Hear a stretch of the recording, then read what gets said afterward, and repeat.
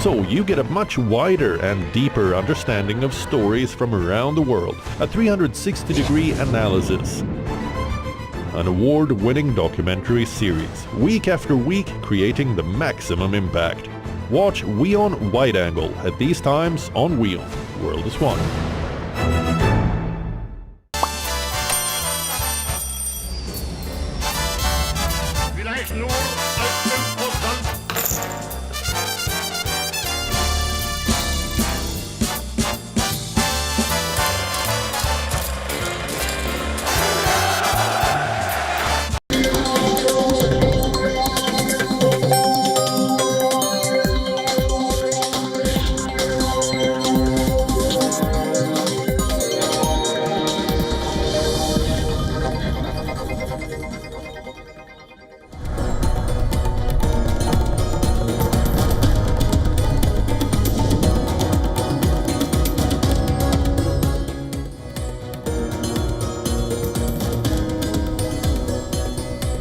Welcome back. Thanks for staying with us. You're watching Beyond World is One, and this is World DNA with me, Jyotsna Kumar. Let's begin with the headlines.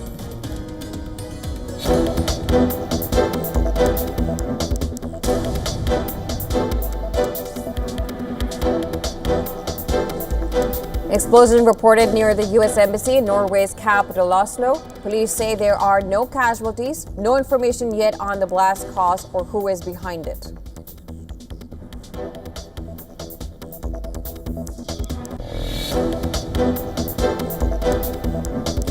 The U.S. Central Command denies claims that U.S. service members have been taken hostage or captured by Iran.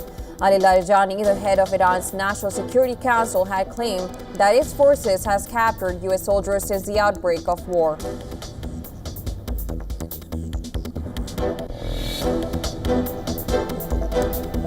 Iran Security Chief Ali Larijani says U.S. and Israel are seeking to break the Islamic Republic apart. Larijani claims the U.S. is seeking to replicate in Iran a scenario similar to Venezuela.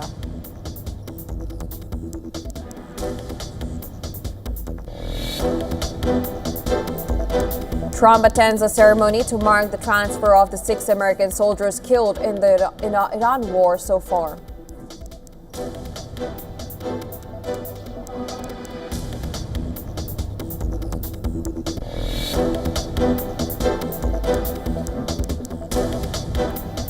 Trump claims that the strike on the school in Minab that killed over 160 people, mostly schoolgirls, was quote-unquote done by Iran.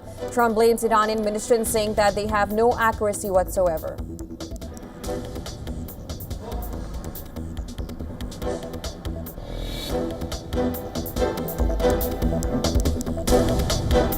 U.S. President Donald Trump makes a U-turn on his previous statements regarding a potential Kurdish offensive in Iran. Trump now says that he does not want Kurdish fighters to enter Iran and join the war, after having previously said that he was all for it.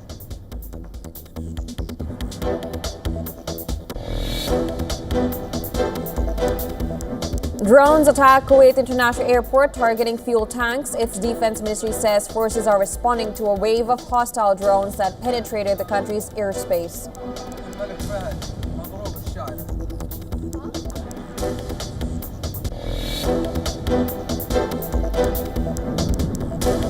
The Shahran oil refinery in Tehran has been hit in the latest U.S.-Israeli strike. Reports say the fuel depot were hit in 3 areas. The IRGC says that in response, it has targeted an Israeli oil refinery in Haifa.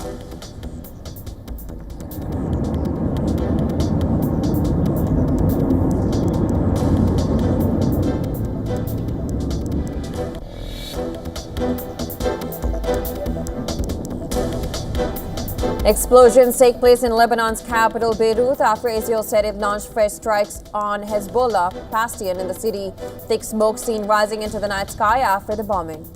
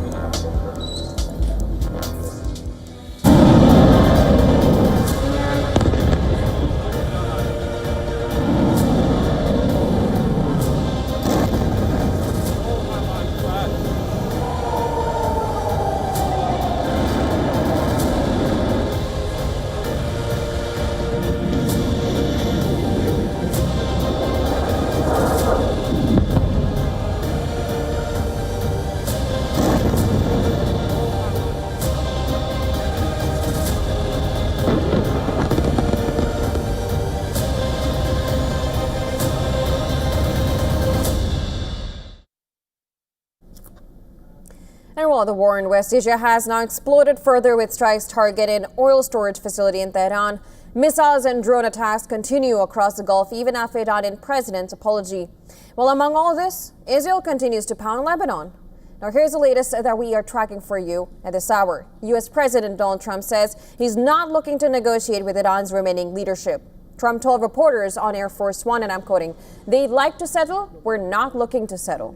He described the ongoing U.S. operations in Iran as an excursion and said issues such as rising gas prices and the safety of Americans would improve once the conflict ends.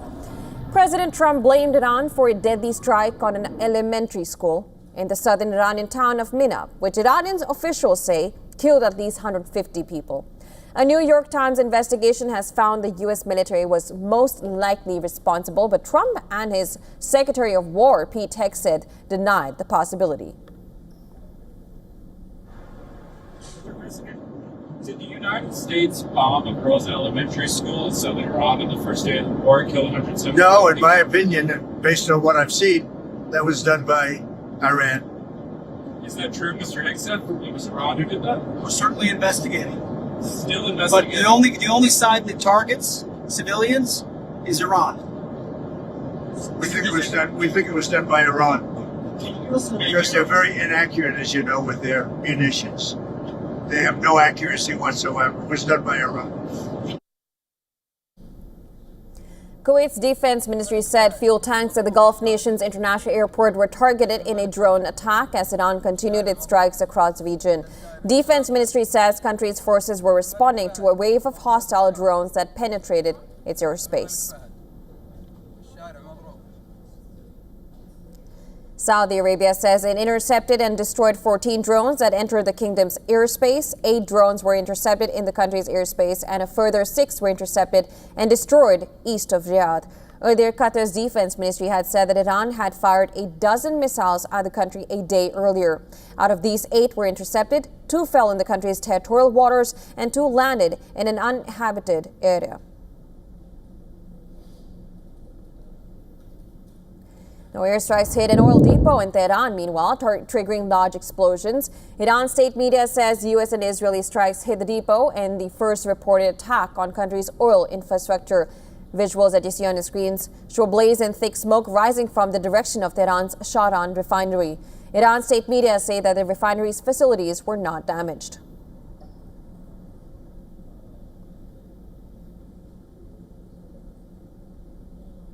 Israel has said that it has hit 16 military aircraft belonging to Iran's Islamic Revolutionary Guard Co. in overnight strikes on Mehrabad Airport in Tehran.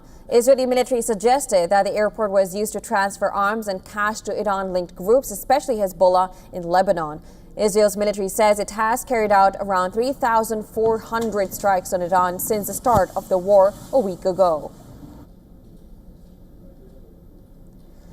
Meanwhile, in Lebanon, Israel continued to hit Beirut and its suburbs. Lebanon's health ministry say that on Sunday that the latest Israeli strike hit a hotel in central Beirut and killed at least 4 people. Israel's military had claimed that it was striking Hezbollah infrastructure in the Daya area in Beirut.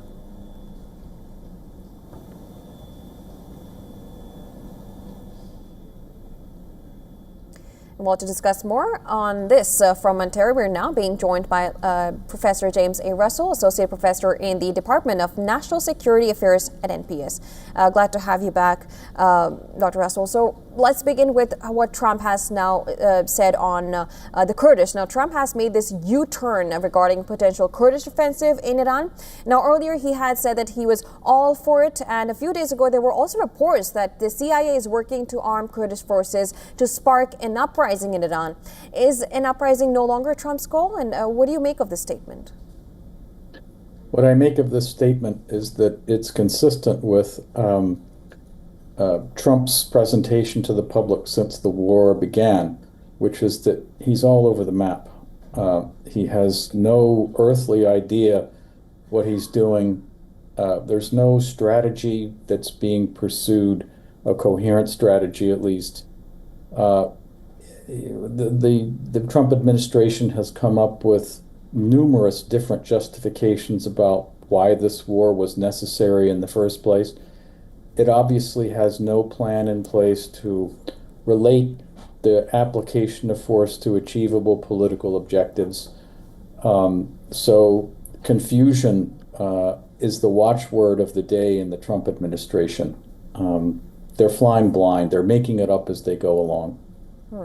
And also, Trump has described the ongoing U.S. operations in Iran as an excursion, and he's also said that these issues such as rising gas prices and the safety of Americans will improve once the conflict ends. How true do you hold this statement, and what are the Americans making of this statement at this point? Well, Americans, I think, are quite rightly extremely confused and frightened by what they see going on with the American military being brought into action essentially at the request of a third country, the Israelis, to attack a country that presented no threat to the United States and Iran. So I worked in the Pentagon for many, many years and participated in a wide variety of different war games. And in war games in the Gulf involving Iran, the first thing that always happened was they closed the Strait of Hormuz, which, of course, has serious second-order consequences around the world for world economies, as the Qatari energy minister reminded us. And the Trump administration appears not to have planned for this. In other words, again, it just fits with this sort of confused, scattered approach in which they apparently had no idea of the steps that Iran would likely take in the event of hostilities. And it's clear that Iran is fighting the war at the strategic level, and they're prepared to exert pressure across the international system, which they can do with the closure of the strait and the effect on world energy prices. And in the United States today, there's an affordability crisis, by which I mean a general sort of increase in the cost of living across the board, which of course President Trump denies, but it's true. And so this all adds up to, again, as the war continues, Iran has signaled that it's not giving up. We can only expect that these negative consequences are going to continue to multiply and are going to continue to induce increasingly desperate actions by both the United States and the Israelis.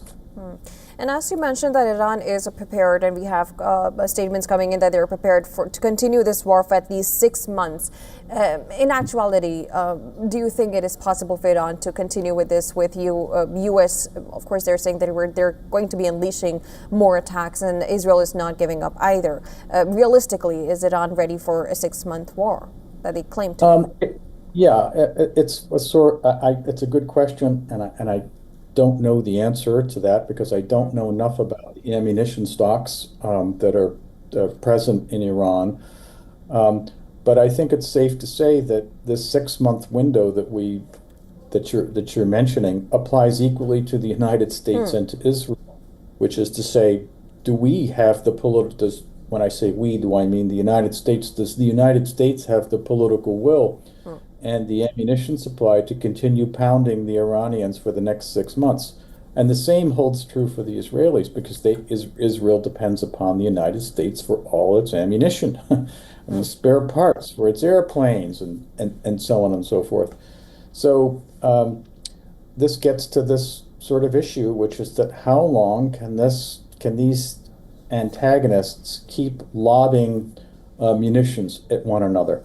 And I would again point out that Iran's advantage in the asymmetric realm leaves it with a wide array of different steps that it can take that are not necessarily available to the United States and Israel to inflict pain and suffering on the Israelis and the United States.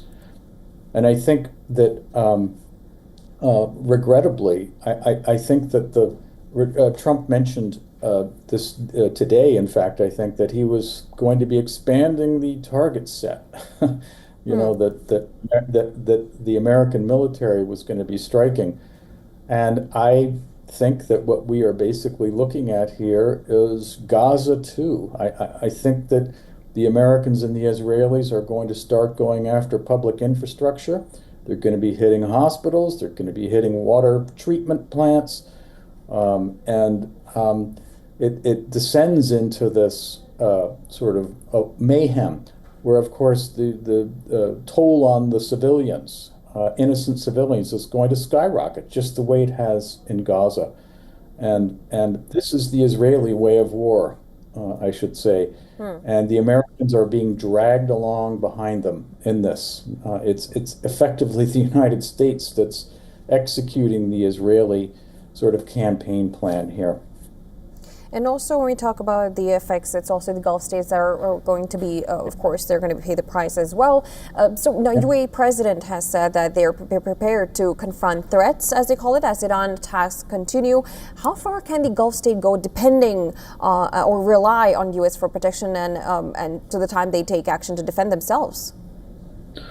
Well, I think the Gulf states argued pretty vociferously before this all started. They argued against, tried to convince Trump not to go to war.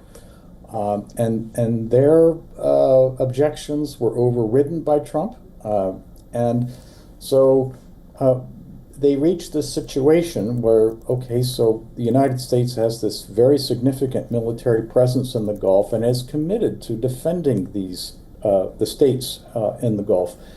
But the reality of the exchange, for example, with the Iranians is that the United States cannot guarantee their security, by which I mean the United States cannot guarantee their protection from drone and missile attacks. The United States and Israel are on this sort of the wrong side of the cost equation here, which is to say we and the Israelis are shooting these very expensive missiles and interceptors to shoot down relatively cheap drones. And the Iranians have prepared for this over the last several months after the first go-round back in the summer with the Israelis. And they're prepared to ratchet up the pressure on the Gulf states and to force the Gulf states, I think, to sort of question whether the Gulf states want to continue throwing in their lot with the West, which takes the form of these bases in places like the Fifth Fleet in Manama. It's the Al Udeid Air Operations Center. It's the air base in Al Dhafra in the United Arab Emirates. The Kuwaitis as well. All of them have these not prepositioned, but sites that Americans have been using. And I think the Iranians sort of feel these are legitimate targets, which puts political pressure indirectly, of course, on the governments themselves. So it's could be a watershed moment for the United States and the Gulf if this continues on and the Gulf states start to kind of question their participation in the Western/U.S. coalition. And also, let's also talk about Israel now. So Israel and Lebanon are asking people to evacuate as they will begin their attacks, and actually they have already. How do you assess this move? Is there an attempt of occupation that we see in South Lebanon that they had earlier had to withdraw due to the negotiations that took place? Well, there has not been a ceasefire in Lebanon. Israel and Hezbollah, supposedly had a ceasefire agreement. But Israel has honored the terms of the ceasefire agreement. They've kept on lobbing missiles and mounting airstrikes into Beirut. They continue to occupy Lebanon. There have been daily ceasefire sort of violations going back for months now.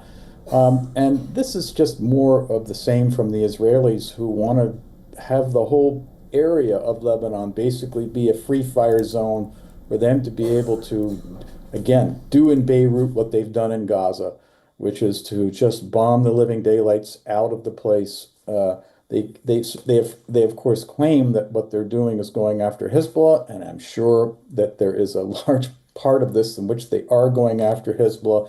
But the net effect is going to be that thousands of people are going to be killed. It's going to be, again, a replication of what they've done in Gaza. Right. And the question sort of is, so they've been bombing Gaza with no interference for the last 2 years, and has it defeated Hamas? They've turned the place into rubble. They've been bouncing the rubble now for the last 6 to 9 months, but the opponents are still there. So now we look into Lebanon, of course, and we're going to see a replication of the same thing. They're going to be blasting away at the civilian infrastructure, causing great damage. And it's just this is Israel's way of war, which I think they're also thinking of transferring to Tehran as well. And I regret it extremely that the United States has been dragged along behind them in this approach, which civilians are going to end up paying the price. Absolutely. Now, of course, we'll have to see how Israel carries that out, because it's not just Lebanon, it's on all fronts that they're carrying out these strikes. But of course, we'll have to wait and see again what's the end goal for U.S. or Israel at this point, because clearly it doesn't seem to be clear. But thank you so much, Professor Russell, for joining us. I always appreciate you coming and giving your opinions. Thank you for having me, as always.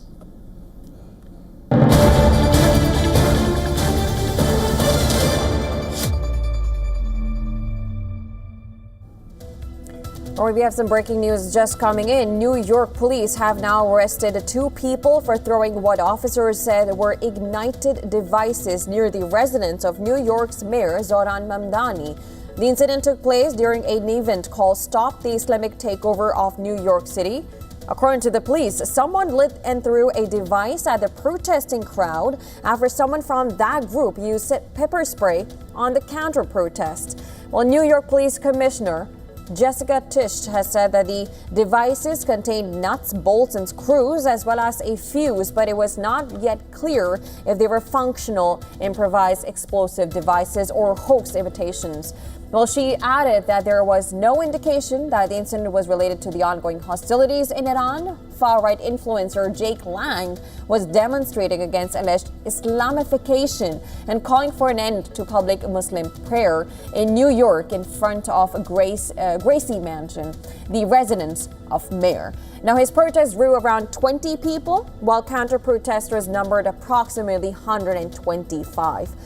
Now, a man wearing a dark hooded sweatshirt and beige cargo pants was handed a device wrapped in tape and billowing smoke by a fellow activist. He then dropped it near a line of police before vaulting a crash barrier.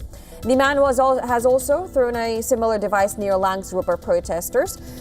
This, of course, news coming in from New York right now, where New York police have now arrested 2 people for throwing what officers have been saying ignited devices near the residence of New York's Mayor Zoran Mamdani. Now, this incident took place during an event called Stop the Islamic Takeover of New York City.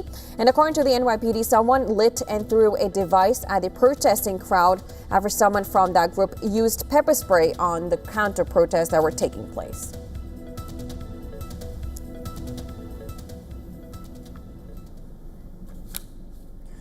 Now, in a bid to boost bilateral trade and foster a new era of industrial cooperation, the second edition of the India Trade Exposition has opened at a landmark center in Lagos.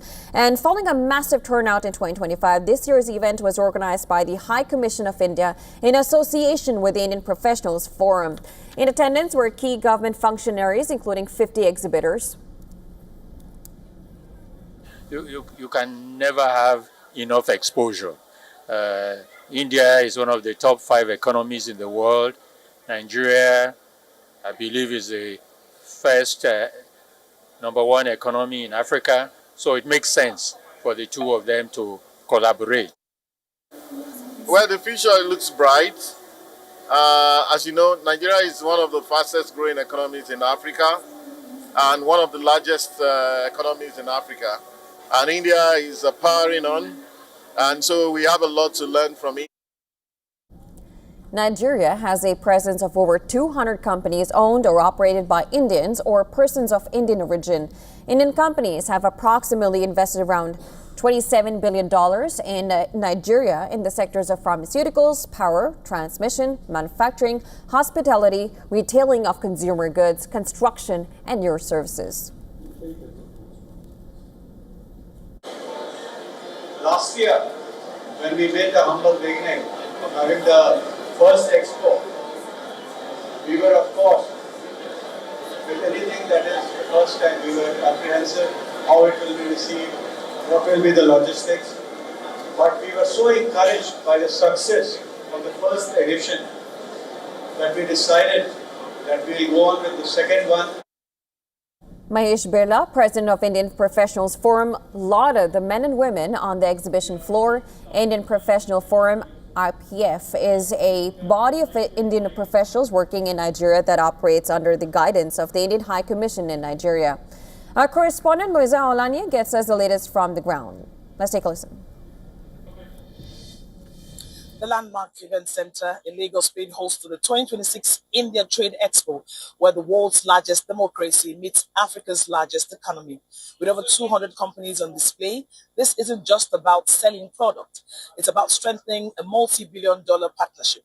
From healthcare to high-tech, the focus today is on Made in Nigeria collaborations that promise to drive growth for both nations. As these two giants align, the energy in this room makes one thing clear. The future of Afro-India trade is happening right now. Reporting from the India Trade Expo in Lagos, Nigeria, Louisa Olaniyi. WION, World is One. All right, with that, we'll be calling a wrap to this bulletin. Of course, we will be continuing with our coverage of the West Asia War on the other side of this very short break. Keep watching WION, World is One.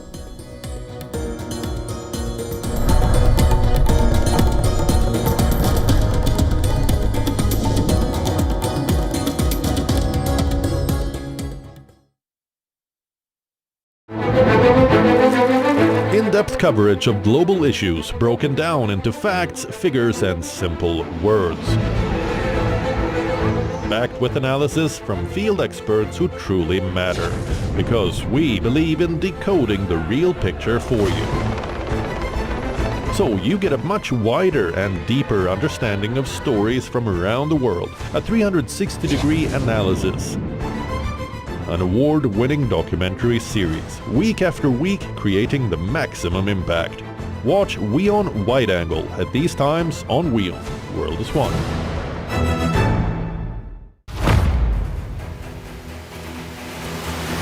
Get the latest updates. Destroy their Breaking news. And raise their... Credible, clear, continuous. Experts across aisles. Diverse voices, one platform. WION World is One. The problem with NATO is that in an ever-changing, fast-paced world, identifying the pulse of global happenings is important. Because it is the pulse that truly measures the real nature of world events. It monitors the shifting geopolitical landscapes and anticipates what lies ahead.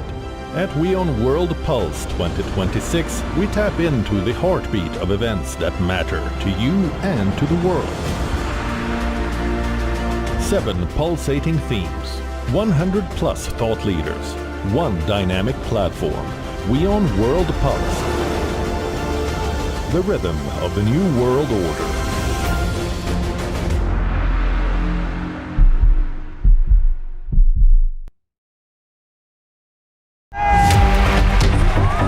Campaigns, elections, alliances, controversies, and power play. Beyond the noise and rhetoric, no election, no ballot issue too small. Stories that analyze global and domestic politics. More than just headlines. A dedicated show with varied perspectives, expert take, citizens' voices, detailed ground reports, and in-depth coverage from political corridors of the world. This is Race to Power. Only on WION. World is One.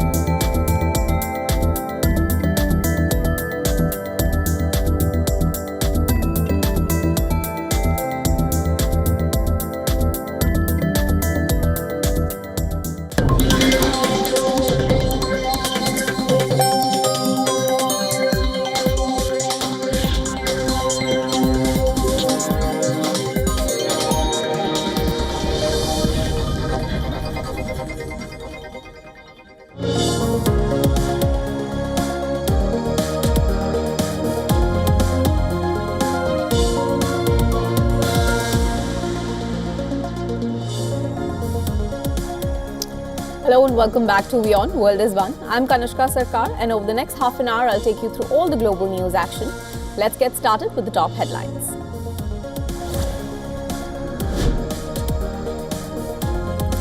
Explosion reported near the US Embassy in Norway's capital, Oslo. Police say there are no casualties, no information yet on the blast cause or who is behind it.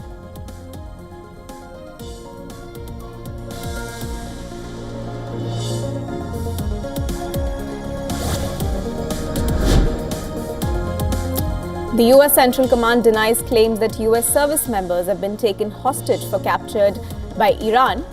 Ali Larijani, the head of Iran's National Security Council, had claimed that its forces have captured US soldiers since the outbreak of the war.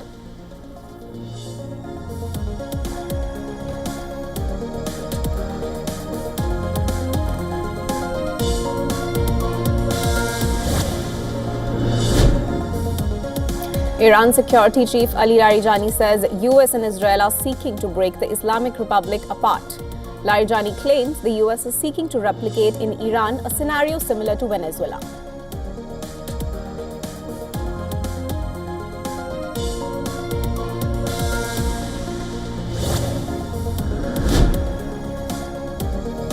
Trump attends the ceremony to mark the transfer of the 6 American soldiers killed in the Iran war so far.